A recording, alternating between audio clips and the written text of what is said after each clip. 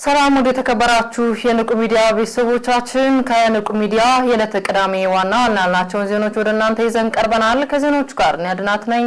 አብራችሁን ቆዩ። የዋልድባ ሰቋር ኪዳነ ምሕረት አንድነት ገዳም መነኮሳት በታጣቂ ኃይሎች ተገደሉ። ተጨማሪ አለን። በዋልድባ ሰቋር ኪዳነ ምሕረት አንድነት ገዳም ሁለት መነኮሳት ሲገደሉ አንድ እርድ ግን ቆስለዋል። ዙሪያውን እና የእናቶች ገዳም ተብሎ እናቶች ዙሪያውን አገልጋዮቹ አባቶቹ ነው የእናቶች ገዳም ተብሎ በዛ ይገኛል። አሁን ያ ቦታ ዛሬ ማንኛቸው ህዝበ ክርስቲያን ዋልድባን ብሎ ሲመጣ ስጋው ደሙ ለመቀበል ቅዱስ ጊዮርጊስ ነው ስጋው ደሙ የሚቀበለው።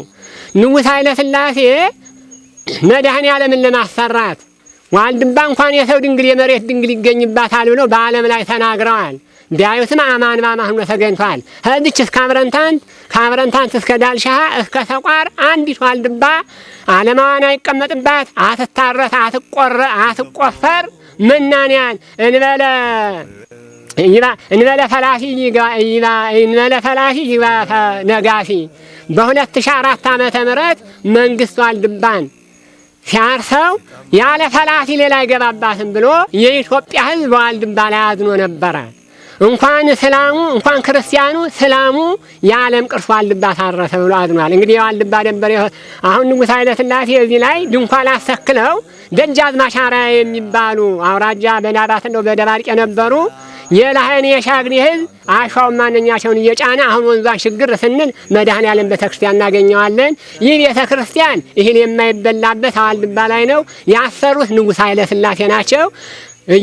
ማነው መድኃኔ ዓለም እንፍ ብለን አሁን ትሰራለሽ ብለን ህዝበ ክርስቲያኑን በውጭም በኢትዮጵያ ያላችሁትን ህዝበ ክርስቲያኖች የምናስቸግራችሁ ኪዳነ ምሕረት ናት። ተስፋ ስንደርስ እንነጋገራለን። ይሄ ቦታ ራሱን የቻለ እንደምታዩት አባቶቻችን ድንኳን እየተከሉ ስጋ ደሙ ሲቀበሉበት የነበረ ነው። አርዲሶቻችን ከዚህ ወደዚህ እንግዲህ ይኸውነት ይሄ ላይ አይበላም፣ ይሄ ላይ አይሻገርም። ከዚህ ወደዛ እንግዲህ የእህል መቅመሻ ነው። አሁን እህል ወደማይበላባት ምድረ ዋልድባ ቅድስት አቡነ ሳሙኤል አንስተው ጌታችን ፈጣሪያችን መድኃኒታችን እግዚእነ ኢየሱስ ክርስቶስ ወርዶ ባረካት ቦታ ድንግል ማርያም ወላዲተ አምላክ ቋርፉ ተገልጦ እመቤታችን ቋርፍ የቀመሰሽበት ቦታ እየደረስን ነው። ስለ ቋርፉ ወደ ግንባር እናስረዳቸዋለን። ህዝበ ክርስቲያን እነሆ ተቀበል የከንፈሬን ፍሬ በአራት ወንዝ የተከለለች ናት። ደንበር ሲደነበር እንጨት ሲሆን ውሃ ይወስደዋል፣ ድንጋይ ይፈነቀላል።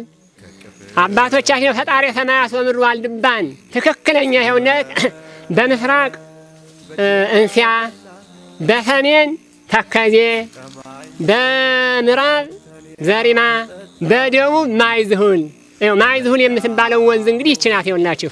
እነዚህ ወንዶች ዋልድባ በአራት ማዕዘን የተከለለች ናት። የተከለለሽውም ወንዙን የከለላት አሁን እንግዲህ የሆነትሽ ማይዝሁል የምትባለው ናት። አሁን እዚህ ተነስተን ወደ አብረንታንት ብንሄድ ጨርስና ማን እናገኛለን? ተከዜን። ወደ ታች ብንሄድ ማን እናገኛለን? ዘሪማን። ወደ ላይ ብንሄድ ማን እናገኛለን? እንሲያን። በአራት ወንዝ ተከባ ዳሯ እሳት መሃሏ ገነት ተብላ የተገደመሽው ቅድስት ዋልድባ መነኮሳቱ ሁሉ ወይባዳባ ለብሰው ቋፍ ጨብጠው ፈጣሪያቸውን እያገለገሉ የሚኖሩበት ቦታ እንግዲህ መንገዱን አሁን ጀመርነ። ህዝበ ክርስቲያኑ ደግሞ ስለ ዋልድባ ብሎ ገዳሙን የሚረዳው አማን ባማን ዋልድባ ያሉ መነኮሳት ያስጠቅሙናል ብለው ነው። ዋልድባ የምትባለው ይህች ናት። ባጭሩ እናስረዳችሁ ብለን ነው። አሁን እልፍ ስንል ደግሞ መድኃኔ ዓለም ቤተ ክርስቲያኑ ንጉሥ ኃይለ ሥላሴ ያሰሩትን እናስተላልፍላችኋለን። አሁን እንግዲህ ምድረ ገዳም ገብተናል። በሰሜን ጎንደር ሀገረ ስብከት በአድርቃይ ወረዳ ቤተ ክህነት ስር የሚገኘው የዋልድባ ሰቋር ኪዳነ ምሕረት አንድነት ገዳም በ480 ዓመተ ምህረት እንደተመሰረተም የሚነገርለት ነው። በገዳሙ ውስጥ በአሁኑ ሰዓት ከ70 የሚጠጉ ገዳማውያንና መነኮሳትም ይኖራሉ። ለሚዲያችን በደረሰው መረጃ መሰረት በገዳሙ መጋቢት 1 ቀን 2018 ዓ.ም ከቀኑ 6 ሰዓት አካባቢ ታጣቂ ግለሰብ ከግብረ አባሮቹ ጋር በመሆን በከፈተው የተኩስ እሩምታ የገዳሙ መነኮሳት መገደላቸውም ታውቋል። በዚህ መሰረት አባ ወልደ ሰንበትና አባ ወልደ ትንሳኤ የተባሉ መነኮሳት ወዲያውኑ ህይወታቸው ያለፈ ሲሆን አባ ገብረ ማርያም የተባሉ ርዕድ ግን ደግሞ ጉዳት ደርሶባቸው በዛሪማ ከተማ በሕክምና ላይ መሆናቸውን የመረጃ ምንጮችም ነግረውናል። የተገደሉት መነኮሳት ስርዓተ ቀብራ ግብራቸው በዕለቱ በገዳሙ ስርዓት መሰረት ከቀኑ 9 ሰዓት መፈጸሙም ተገልጿል። የገዳሙ አባቶች በገዳሙ አጠገብ የዳጉሳ አውድማ ጥለው ባሉበት ወቅት ታጣቂ ግለሰብ አውድማ ድረስ በመምጣት ከቤተ እግዚአብሔር አግብታችሁ ምግብ አብሉኝ ብሎ መጠየቁ ለተኩሱ መነሻ መሆኑን በመረጃው ላይም ተነስቷል።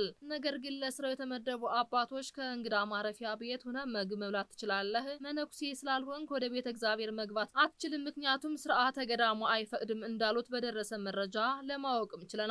ግለሰቡ በዚህም ተበሳጭቶ ለመተኮስ ሲሞክር በሰዋዊ ወቅት ግጭት መፍጠር አያስፈልግም ብለው መነኮሳቱ ሲሞክሩ ገዳዩ ግለሰብ ስልክ ደውሎ 5 ግብረ አባሮቹን በመጥራት የተኩስ እሩምታ መክፈታቸው ምንጮች አስረድተዋል።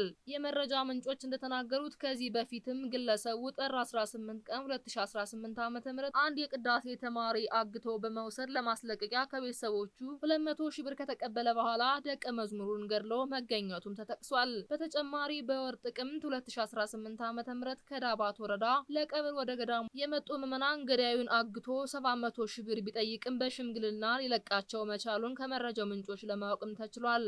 በተመሳሳይ ጥር 18 ቀን 2018 ዓ.ም በማይደንጎላ ቅዱስ ጊዮርጊስ ቤተክርስቲያን የቅዱስ ጊዮርጊስ በዓለ ጾም በዓል ተከብሮ ዑደት በሚደረግበት ጊዜ ተኩስ ከፍቶ ዑደቱ ተቋርጦ ታቦተ ሕጉ ወደ መንበሩ መመለሱም ተገልጿል። በአሁኑ ሰዓት ምንም አይነት የመንግስት የጸጥታ አካላት በገዳሟ ባለመኖራቸው መነኮሳቱ ዘንድ ከፍተኛ ስጋት መፍጠሩን የመረጃ ምንጮችም ገልጸውልናል። በጋሞ ዞን በደረሰው የተፈጥሮ አደጋ ምክንያት ከቅዱስ ሲኖዶስ የሐዘን መግለጫ ተሰጠ። እንደሚከተለው ይቀርባል። በደቡብ ኢትዮጵያ ክልል በጋሞ ዞን በደረሰው የተፈጥሮ አደጋ ምክንያት ከኢትዮጵያ ኦርቶዶክስ ተዋሕዶ ቤተክርስቲያን ቋሚ ሲኖዶስ የሐዘን መግለጫ ተሰጠ። በጋሞ ዞን 3 ወረዳዎች በደረሰው የመሬት መንሸራተትና የጎርፍ አደጋ ምክንያት ሕይወታቸውን ያጡ ወገኖቻችን የዜና ሞት ስንሰማ ሐዘናችን ጥልቅ ነው። ከዚህም ጋር እስካሁን የደረሱበት ያልታወቀ ከመኖሪያ ቤታቸው የተፈናቀሉና ቤት ንብረታቸው የወደመባቸው በርካታ ወገኖች መኖራቸውን ደግሞ ሐዘናችን የበለጠ ከባድ እንዲሆን አድርጎታል። ከዚህ እጅግ አስደንጋጭ ልብ የሚሰብር የተፈጥሮ አደጋ ምክንያት የደረሰባቸው ወገኖቻችን ህልፈትና እኛ ኢትዮጵያውያን ብቻ ሳንሆን ክቡር ለሆነው የሰው ልጅ ህይወት ክብር ያለው ፍጥረት ሁሉ እጅጉንም አዝኗል። በዚህም ድንገተኛ የተፈጥሮ አደጋ ምክንያት ከቀያቸው የተፈናቀሉ ቤት ንብረታቸው የወደመባቸው ወገኖቻችን በዘላቂ ለማቋቋም በሚደረገው ጥረት ሁሉ ህብረተሰቡና በጎ አድራጊ የእርዳታ ተቋማት የበኩላችሁን ሁሉ ድጋፍ እንድታደርጉ ቋሚ ሲኖዶሱ ጥሪውን አስተላልፏል። በመጨረሻም ህይወተ ሙታን ተስፋ ቅዱሳን አምላካችን እግዚአብሔር በደረሰው ድንገተኛ አደጋ ህይወታቸውን ላጡ ወገኖቻችን እረፍተ ነፍስ እንዲሰጥልን ለቅርብ ቤተሰቦቹና ለመላው ሀገራችን ህዝብ መጽናናት እንዲያድልልን ዘወትር እንጸልያለን ሲሉ ሐዘናቸውን ገልጸዋል። የወልዲያ ደብረ ሰላም መድኃኔዓለም ካቴድራል አስተዳዳሪ መገደላቸው ተሰማ። ተጨማሪ ያለን የወልዲያ ደብረ ሰላም መድኃኔዓለም ካቴድራል አስተዳዳሪ መላከ ምሕረት አባይና ለማማረ ቆሞስ መጋቢት 4 ቀን 2018 ዓ.ም ሌሊት በተፈጸመባቸው ጥቃት ከዚህ ዓለም ድካም አርፈዋል። የወልዲያ ደብረ ሰላም መድኃኔዓለም ካቴድራል አስተዳዳሪ መላከ ምሕረት አባይና ለማማረ ቆሞስ መጋቢት 4 ቀን 2018 ዓ.ም ሌሊት በተፈጸመባቸው ጥቃት ከዚህ ዓለም ድካም ማረፋቸው ተሰምቷል። በስርዓተ ቀብራቸው ላይ የተገኙት ብፁዕ አቡነ ኤርሚያስ ባስተላለፉት ቃለ መዳም መላከ ምሕረት አባይና ለማማረ እግዚአብሔር በቆረጠው ቀን አርፈዋል። ነገር ግን በቀናቸው ለተጠሩት አገልጋይ መሞት ምክንያት የሆነው ሰው ባይወለድ ይሻለው ነበር ብለዋል። የቤተ ክርስቲያን ሀብት እንዳይባከን በመጠበቅና ስርዓተ አምልኮቱ በአግባቡ እንዲፈጸም ሌት ተቀን ራሳቸውን ሰጥተው እያገለገሉና እየደከሙ ባሉበት በቤተ ክርስቲያን ግቢ ውስጥ ከመኖሪያ ቤታቸው በጥይት ተመተው ህይወታቸው በማለፉ መሪር ሐዘናቸውን ገልጠው ምዕመናን አገልጋዮችን እንዲጠብቁ አባታዊ መመሪያ አስተላልፈዋል። የመላከ ምሕረት አባይና ለማማረ ቆሞስ የህይወት ታሪክም እንደሚከተለው ይቀርባል። መላከ ምሕረት አባይና ለማማረ ቆሞስ በስመ ክርስትናቸው ወልደ ጊዮርጊስ ከአባታቸው ከአቶ አማረ ከእናታቸው ከማሆይ አስቴር ሻረው በ1958 ዓመተ ምህረት በጉባ ላፍቶ ወረዳ በቅሎ መፍለቂያ ደብረ ሰላም ቅዱስ ሚካኤል ቤተክርስቲያን አካባቢ ተወለዱ። እድሜያቸው ለትምህርት ሲደርስ በተለያዩ የአብነት ጉባኤ ቤቶች መሰረታዊ የቤተክርስቲያን ትምህርት ቅዳሴንም ተምረዋል። በበቅሎ መፍለቂያ ቅዱስ ሚካኤል ቤተክርስቲያን በማዕረገ ዲቁና እያገለገሉ የጀመሩ ሲሆን በዚህ ቋላ አቡነ ገብረ መንፈስ ቅዱስ አንድነት ገዳም በምናኔም ኖረዋል። ወደ ሐዋሳ በመሄድ ከብፁዕ አቡነ በርተለሚዮስ የሲዳማ ሀገረ ስብከት ሊቀ ጳጳስ ማዕረገ መንኩስናን ከተቀበሉ በኋላ ወደ ካህናት ማሰልጠኛ በመግባትም ስልጠና በመከታተል አጠናቀው ተመርቀዋል። መላከ ምሕረት አባይና ለማማረ በሐረርና በጅጅጋ ለበርካታ ዓመታት በቅዳሴ በተለያዩ የአገልግሎት ዘርፎች ቅድስት ቤተክርስቲያንም አገልግለዋል። አባ አይናለም ወደ የመን በመሻገር በውጭ ሀገርም ሰፊ አገልግሎት የሰጡ ሲሆን ብፁዕ ወቅዱስ አቡነ ጳውሎስ ፓትርያርክ ርዕሰ ሊቃነ ጳጳሳት ዘኢትዮጵያ ሊቀ ጳጳስ ዘአክሱም ወእጨጌ ዘመንበረ ተክለ ሃይማኖት ፍቃድ በዱባይ በቤተክርስቲያን አስተዳዳሪነትም አገልግለዋል። በብፁዕ አቡነ ኤርሚያስ መልካም ፍቃድ ወደ ሰሜን ወሎ ሀገረ ስብከት ተመልሰው በቅዱስ ይማረነ ክርስቶስ ቤተክርስቲያን አስተዳዳሪነት በአሰፋ ገነተ ጽጌ ጊዮርጊስ ፈለገ ቅዱስ ጊዮርጊስ ፈለገ አምሮ ከፍተኛ መንፈሳዊ ትምህርት ቤት በተለያዩ የአገልግሎት ዘርፎች በመርሳ ቤዛ ብዙሃን ቅድስት ማርያም ቤተክርስቲያን በወልዲያ ቲንፋስ ደብረ በረከት ቅዱስ ጊዮርጊስ አብያተ ክርስቲያናት በአስተዳዳሪነትም አገልግለዋል። መልአከ ምሕረት ቆሞስ አባ አይናለም አማራ ሕይወታቸው እስካለፈበት ድረስ በወልዲያ ደብረ ሰላም መድኃኔዓለም ካቴድራል በአስተዳዳሪነት ሲያገለግሉም ቆይተዋል። በተወለዱ በ60 ዓመታቸው መጋቢት 4 ቀን 2018 ዓ.ም ለይት በተተኮሰባቸው ጥይት በሞተ ስጋ ተለይተዋል። ብፁዕ አቡነ ኤርሚያስ የሰሜን ወሎ የደቡብ ወሎና የኬሚሴ